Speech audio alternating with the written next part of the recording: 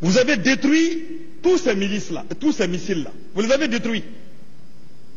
Les missiles sol-air dont que le Mali avait, vous les avez détruits et tous les jours les gens les ont vus partir à Kolokan et à Koulikoro pour être détruits. Et ces destructions ont été faites aussi, malheureusement, par des experts français, en lieu et place des experts russes. Monsieur le ministre,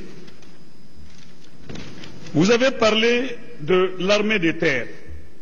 Je vais vous dire au passage que nous avons les chars P-54 qui sont sous les hangars. Ils sont non fonctionnels. Sur 6 pièces de BM-21, c'est-à-dire les ordres de Staline, nous n'avons pas une seule pièce fonctionnelle au niveau de l'armée. Et tout le monde sait la capacité de frappe des BM-21. Je ne viens pas sur là-dessus. Et là aussi, les obus ont été désintégrés par la même procédure, par celui qui était ministre de la Défense et qui se trouve être aujourd'hui le Premier ministre de la République du Mali. Dans ces conditions-là, peut-on nous parler d'armée opérationnelle? Je crois qu'il n'y en a pas. Vous avez parlé de la relève du chef d'état-major général des armées. Vous avez mis à sa place son adjoint. En fait, c'est l'adjoint qui est le chef opérationnel. Je parle sous le contrôle des militaires qui sont là. C'est l'adjoint qui joue le rôle des opérations. Alors si les opérations échouent, ce n'est pas le chef d'état-major qui doit seul sauter. À mon avis, ce n'est même pas le chef d'état-major qui devrait et son adjoint qui devrait seulement sauter, c'est le ministre qui devrait sauter. Mais comme vous ne pouvez pas, vous-même, vous aurez dû simplement rendre votre démission, comme vous ne l'avez pas fait, le président de la République devait démettre, ou sur l'information du Premier ministre, faire démettre le Premier ministre de la Défense. Mais malheureusement, je pense qu'on n'est pas là pour le service de l'État, on est plutôt là pour ses propres services, sinon il y a beaucoup de devoirs qui sont passés qui méritaient vraiment que vous preniez vos responsabilités. Vous avez parlé,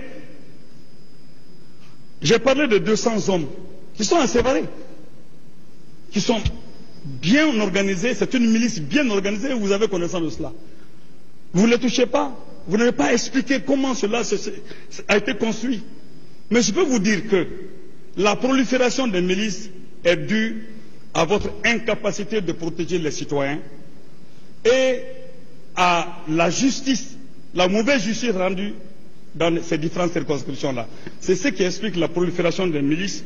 Vous ne pouvez pas en parler, mais je vous dis, votre problème n'est pas de se dire que c'est tous les Maliens, nous sommes tous des Maliens, on est au courant des choses, etc. Non, vous avez été choisi pour nous protéger de cette situation.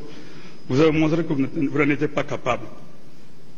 Pour ce qui concerne les militaires radiés et le commandant en question qui a été radié, je ne vais pas m'étendre là-dessus parce que je vous prends simplement à défaut ce qui explique en réalité ce que vous avez dit, l'exagération que vous avez faite, dite du rôle de Serval en République du Mali. Depuis cette guerre-là, qui a commencé depuis 2011 jusqu'à aujourd'hui, vous n'avez pas tenu de conseil de guerre. Surtout, convoquer les militaires qui étaient sur le front en 2012 et qui ont échoué, pour au moins les entendre, les écouter. Vous ne l'avez pas fait. Ça, je le dis, et j'attends la réaction contraire. Parce que là, nous pouvons lever des enquêtes sur ces questions-là, si vous voulez bien. Et les forces étrangères. Comment ces forces étrangères collaborent avec l'armée malienne? Comment? Ils ont des puissants réseaux d'information, ils ont des armes sophistiquées, et l'armée malienne est surprise par le manque d'information. Comment vous pouvez expliquer ça? Quelle collaboration existe-t-il entre ces forces-là et l'armée malienne? Je peux dire que cette collaboration elle est nulle. C'est pour cette raison que je ne vois pas vraiment la nécessité de leur présence ici. Et vous avez parlé de G5 Sahel à Bamako. Vous dites qu'ils ont quitté Tombouctou et Mopti, c'est vrai, parce qu'il y a eu des attaques malheureuses. Des gens qui ne sont même pas capables de se protéger eux-mêmes et qui quittent Mopti pour venir prendre un siège à Bamako ici. Et vous avez à justifier cela?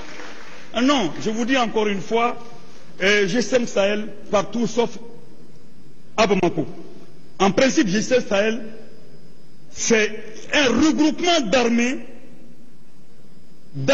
inefficaces.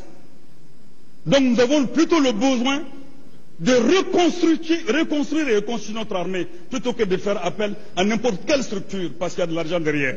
Il n'y a que ça qui explique. Vous avez parlé de nos jeunes militaires, mais chez le ministère, 700 personnes, vous dites qu'on les a radiés, et ce sont les sous-officiers, les hommes de rang. Il n'y a pas un seul chef de commandement là-dedans. Il n'y en a pas. C'est 700 qu'on a radiés. Vous savez bien que chaque militaire a droit à 250 cartouches. On leur donne 90.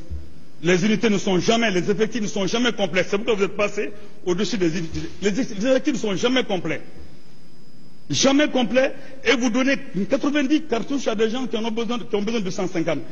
Les kalachnikovs que vous avez, parfois on donne à ces hommes-là 100 percuteurs. Ces kalachnikovs 100 percuteurs. On ne les essaie même pas sur le marché, c'est sur la place. Des gens vont avec des armes et les munitions suivent après. Et quand ils tombent dans des embuscades, ils sont incapables d'agir. Non, monsieur le ministre, je crois qu'il y a un problème. Il y a un problème et je vais m'arrêter là pour vous permettre de répondre à ces deux questions sur Ouagassogou et puis sur la base militaire française ou malienne, je ne sais pas, qu'on est en train de construire, qu'on serait en train de construire à Gossi, puisque je n'ai pas de formation précise là-dessus. Je reviendrai.